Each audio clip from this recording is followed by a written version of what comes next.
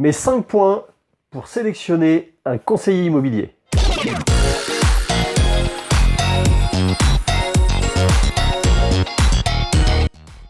Bonjour et bienvenue dans la pause café de Fred. Je suis Frédéric Bernon, consultant immobilier indépendant sur Erdre et sa région depuis 2010.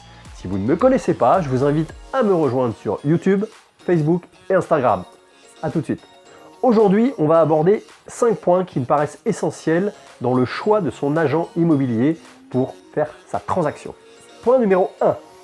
Quel est son secteur d'activité et son lieu de résidence ? Sur son secteur d'activité, il faut qu'il soit cohérent. C'est-à-dire que s'il vous parle du département, c'est démesuré. Il faut qu'il soit sur un marché local. Donc, je dirais entre 10 et 20 km autour de votre domicile. Ensuite, le secteur où il vit. Tout simplement parce que j'aime à penser que côtoyer quelqu'un régulièrement à l'école, en faisant ses courses, permet de créer de la rassurance et un lien de proximité. Et pour l'aspect humain, l'idée me plaît.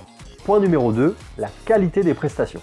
Alors quand je parle de qualité de prestation, c'est sa connaissance, sa maîtrise du marché immobilier sur lequel il exerce et notamment celui qui vous intéresse, le vôtre. L'idée c'est d'être en mesure d'avoir la clientèle cible. Est-ce qu'il y a une démographie sur votre secteur ? En clair, à qui s'adresse votre maison ? Ensuite, c'est l'étude de votre bien. Ses qualités, ses défauts, les axes d'amélioration. Quel est le prix éventuellement à investir s'il faut faire les travaux ? Si vous avez des travaux à effectuer, qu'il puisse vous conseiller et apporter certains éléments de réponse, éventuellement en faisant faire des devis par des artisans de son réseau. Point numéro 3. Son écoute et son professionnalisme. Malheureusement, souvent dans notre métier, on en a qui s'écoutent un petit peu trop. Et ça, il n'y a rien de plus désagréable en rendez-vous. L'idée, c'est de savoir s'il se préoccupe de votre maison, évidemment, puisque c'est le sujet, mais également de vous. On revient à l'humain de tout à l'heure. Comment vous appréhendez cette mise en vente ?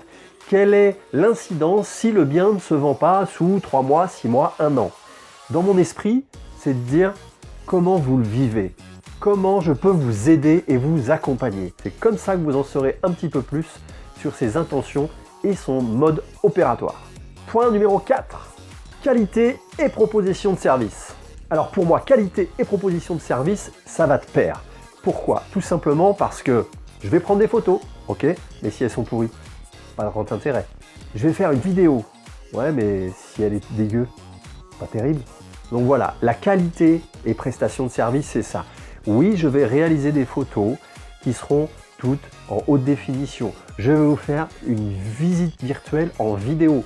Je peux vous proposer une visite à 360. Et éventuellement, sur certains biens, quand il est difficile de se projeter, soit parce qu'il y a trop de travaux, soit parce qu'il faut aérer ou désencombrer, soit éventuellement sur un bien qui est neuf et qu'il est nu à l'intérieur, fait-il appel à un prestataire qui va proposer une photo virtuelle, aménagée et surtout attractive.